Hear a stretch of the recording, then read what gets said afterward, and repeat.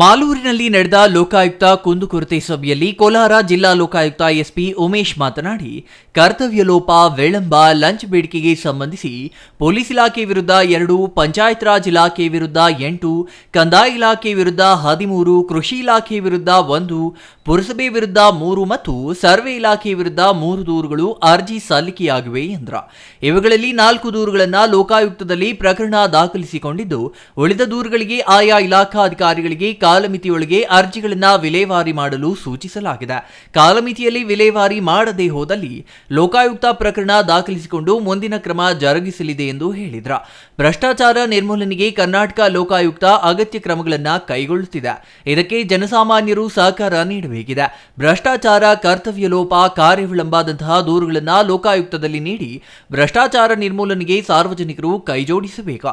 ಅಲ್ಲದೆ ಅಧಿಕಾರಿಗಳು ಕಾಲಮಿತಿಯೊಳಗೆ ಕರ್ತವ್ಯ ನಿರ್ವಹಿಸಬೇಕು.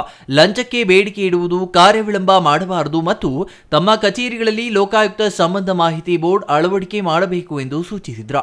ಮನುಷ್ಯನವರು ಕೊನೆಯ ಹಂತದವರ ಕೊನೆಯ ಜನರಿಗೂ ತಲುಪಿಸೋರಿಗೂ ನಮ್ಮ ಕೆಲಸ ಆಗಿರುತ್ತೆ, ಆದ್ಯ ಕರ್ತವ್ಯ ಆಗಿರುತ್ತೆ. ಹಾಗಾಗಿ ನೀವು ಕರ್ತವ್ಯನ ಸಮರ್ಪಕವಾಗಿ ಯಾವುದೇ ಭ್ರಷ್ಟಾಚಾರ ಮಾಡಿದಾಗೆ ಕಾಲಮಿತಿ ಒಳಗೆ, ಅದು ಸುಮ್ಮನೆ ಯಾವೆಲ್ಲ ಮಾಡಿಕೊಟ್ರೂ ಆಗೋದಿಲ್ಲ, ಸ್ಪೆಸಿಫೈಡ್ ಟೈಮ್ ಲಿಮಿಟ್ ಆಗಿ ನಿರ್ದಿಷ್ಟವಾದ ಒಂದು ಕಾಲಮಿತಿ ಒಳಗೆ ಮಾಡಿ ಜನವರಿಗೆ ಸರ್ಕಾರದ ಏನು ಸೇವೆಗಳಿದೆ ಅದನ್ನು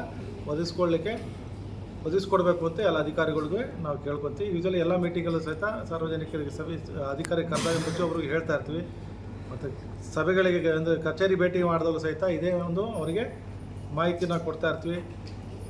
ಹಾಗಾಗಿ ಈಗ ಈ ಸಂದರ್ಭದಲ್ಲಿ ಅವರೇ ಕೇಳ್ತಾರೆ ಅಂದರೆ ಎಲ್ಲ ಅಧಿಕಾರಿಗಳು ಅಷ್ಟೇ ಸಾರ್ವಜನಿಕರ ಕರ್ತವ್ಯ ಏನಿರ್ತದೆ ಅದನ್ನು ಪ್ರಾಂಪ್ಟಾಗಿ ನಿಗದಿತ ಒಂದು ಕಾಲಮಿತಿ ಒಳಗೆ ಮಾಡಿ ಅವರಿಗೆ ಸೇವೆ ಕೊಡೋದೇ ನಮ್ಮ ಕರ್ತವ್ಯ ಆಗಿರುತ್ತೆ, ಆದ್ಯ ಕರ್ತವ್ಯ ಇರುತ್ತೆ. ಅದನ್ನೆಲ್ಲರೂ ಸಹಿತ ಮಾಡಬೇಕು ಅಂತ ಕೇಳ್ಬೋದು.